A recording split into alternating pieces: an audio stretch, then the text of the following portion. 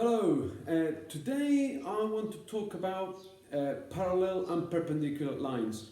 Definitely, for sure, certainly, you did parallel lines last year.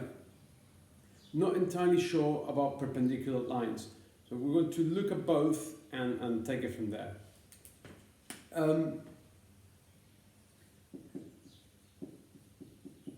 If we start with the equation of a line, y equals 3x plus 2, all of you should be able to tell me what's the gradient, what's the intercept. And if not, you're going to have to go back and review that. But anyway, graphically, that line would more or less look like that.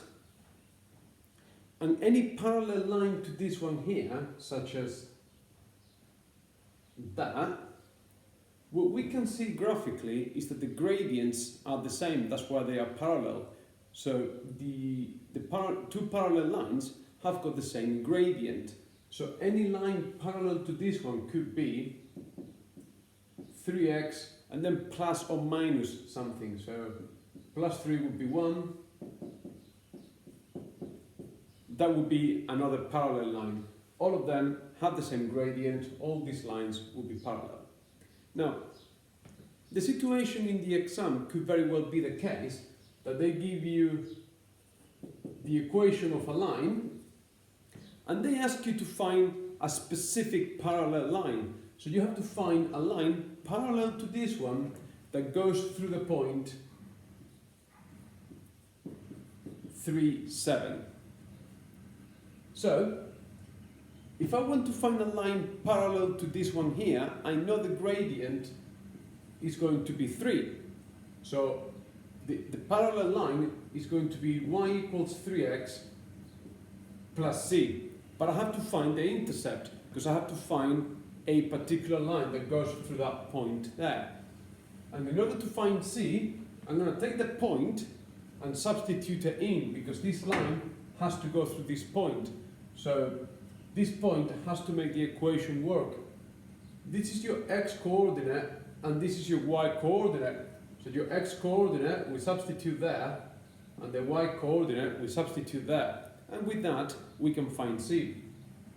So 7 equals 3 times 3, so 3, plus c. So 7 equals 9 plus c, c equals minus 2. And if that last step is stumping you, you've got a bit of a problem. Right, once I've got c and the gradient, the equation of the parallel line is y equals 3x minus 2. And that's it. I have found the equation of a line parallel to that one through that particular point. Alternatively, in the exam, they could ask you to find the equation of a line that is perpendicular to that one there through a particular point, 3, 7 again. Now, if this line is 3x plus 2, the perpendicular means it cuts at 90 degrees. So, I don't know exactly where it goes, but graphically, the perpendicular line is going to go like that. So, if this line is positive, the perpendicular is going to be a downward sloping line, it's going to be going down, it's going to be negative. So the gradient is going to be negative. And the way to find the gradient is by using the reciprocal. So the gradient of the perpendicular line, the gradient of the perpendicular line is the negative reciprocal of the gradient here. So now you're wondering, what is the negative reciprocal? So we need to think back to year 9. The gradient here is 3.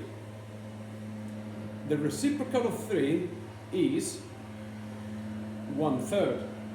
So the negative reciprocal, so the gradient of the perpendicular line, that little symbol there means perpendicular, is minus 1/3. So the perpendicular line is going to be y equals minus x over 3 plus c. And just like before with the parallel lines, I'll take the coordinates of my point and substitute them in here. So 7 equals minus 3 over 3 plus c.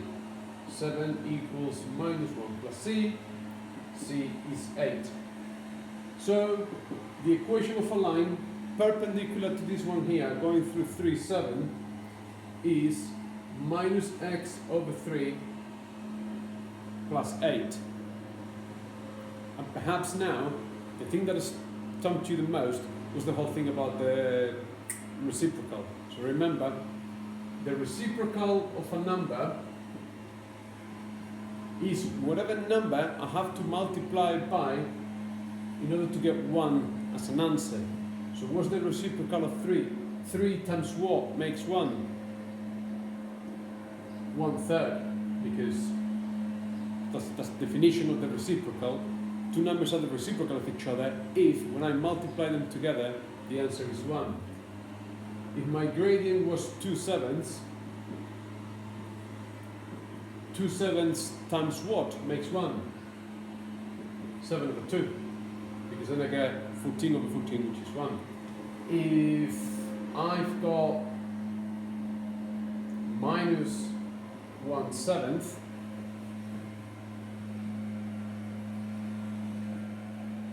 well, the answer is going to be minus 7. The reciprocal of minus 1/7 is minus 7, because minus times a minus gives me a plus. 7 over 7 is 1. So that's the reciprocal. And I said the gradient of the perpendicular is the negative reciprocal. So not only do you have to find the reciprocal, you've got to change the sign into the opposite one. Right, anyway, that's that in a nutshell. These kind of questions can get trickier if you particularly when you go into perpendicular lines, when you end up with fractions, negative fractions, having to solve an equation that has got fractions here for some reason.